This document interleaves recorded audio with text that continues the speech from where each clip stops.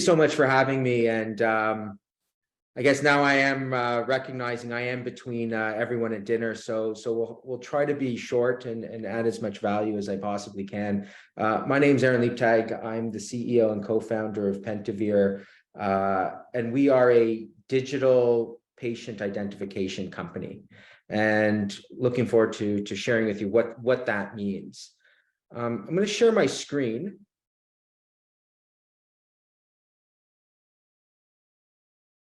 What I'm going to do is I'm going to start off with probably one of the ugliest, most horrible slides that you've ever seen, which is a glob of text. This is a real life example. This is text from a lung cancer patient, and it's a physician transcription text.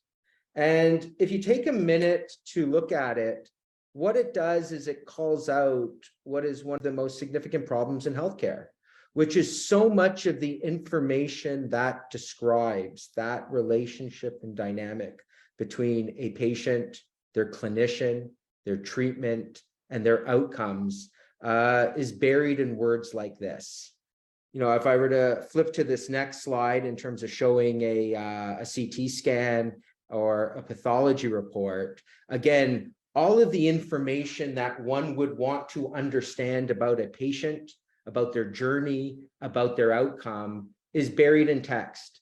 And there's a lot of talk today about digital health and unstructured data and different types of clinical content that is out there.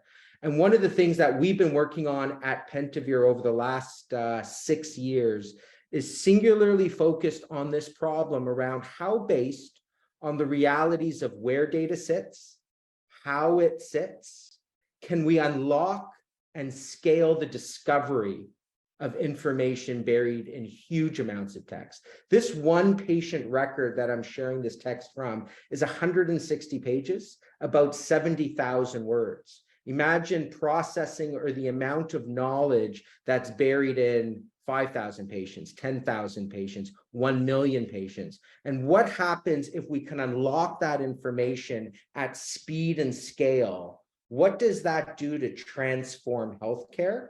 And how can we unlock that information in a way that is trusted, in a way that works within workflows of existing EMR companies, existing health information systems, and essentially replace and augment the tremendous amount of time and effort that is spent manually reviewing, manually going through and abstracting clinical text like I just showed.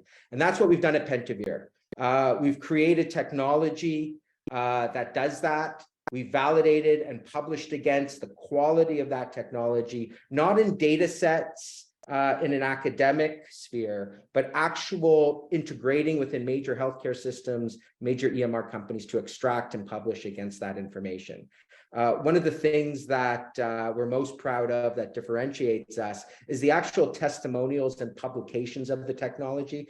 But I'm not going to be spending time talking about the technology, but what does that mean and what is the consequence when so much information is actually not used at scale and speed to improve healthcare outcomes? And technology and applications of being able to understand patients and identify patients and understand the totality of those journeys. We actually just presented a few weeks ago in Washington at AMIA in terms of how we are able to deploy this capability within a regional oncology center and surface almost in real time all of the information that is buried in clinical notes, histopathology reports, being able to inform on the patient journey. So there's a lot of talk about a learning health system and the idea that a learning health system has been proposed to leverage data to the fullest potential, acting as a continual cycle of scientific evidence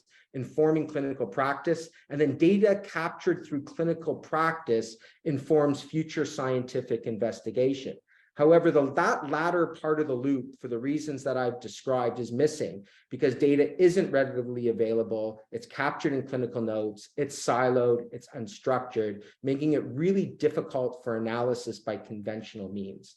And what we demonstrated at AMIA and published on is actually deploying and solving this problem within a regional oncology center that is also being fed by 11 tertiary community-based centers. So imagine for a moment, and this isn't science fiction, that you can ask your healthcare system a question like, how many premenopausal, HER2 negative metastatic breast cancer patients are there with brain metastases?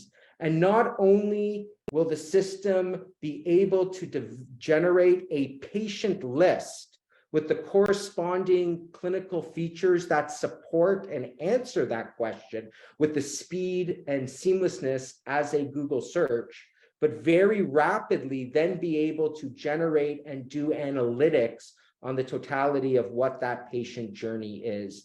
And here's just an example of a patient and the types of visualization and analytics that this particular regional cancer center is able to generate in order to understand the totality of their patient population.